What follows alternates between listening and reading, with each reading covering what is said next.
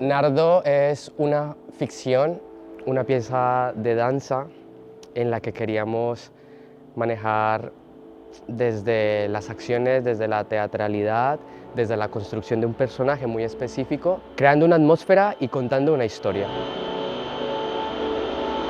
Al empezar con los ensayos, con la investigación de lo que era como la idea general de la obra, se empieza a hilar como una historia. Y cuando yo ya me había dado cuenta, pues se había hecho como un mapa, ¿no?, de lo que sería la línea dramática de la pieza. Apostamos como por arriesgar en contar una historia, en esta ocasión de llevar la coreografía a otros puntos, más de acción, más del estar en escena, más de la construcción de imágenes, de estados, replanteándonos como línea de movimiento otro tipo de creación.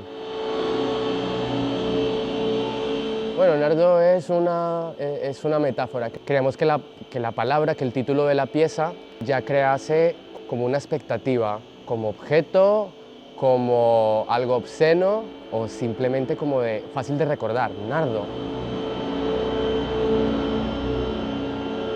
Como que una de las ideas principales, en principio de la pieza, quería tratar el tema en específico, la danza, en cómo se prostituye también, por céntimos, por euros, por bailar por una paella. O sea, son cosas que a mí no me caben y es cuando yo digo, pero te estás prostituyendo, o sea, te estás regalando ahí.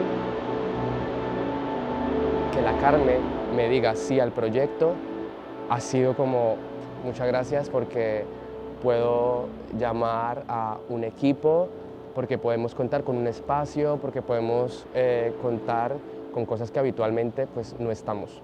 Y esto pues en relación conjunta con Espai La Granja, creo que se hace como una residencia muy guay. Valencia, cordialmente invitadas a que vengan a la Carme Teatre y vean este viaje que estamos proponiendo en esta sala. Es un viaje y en los viajes pasan muchas cosas. Entonces, guay que vengáis y nos acompañáis en estos últimos días que tenemos en la Carme Teatre.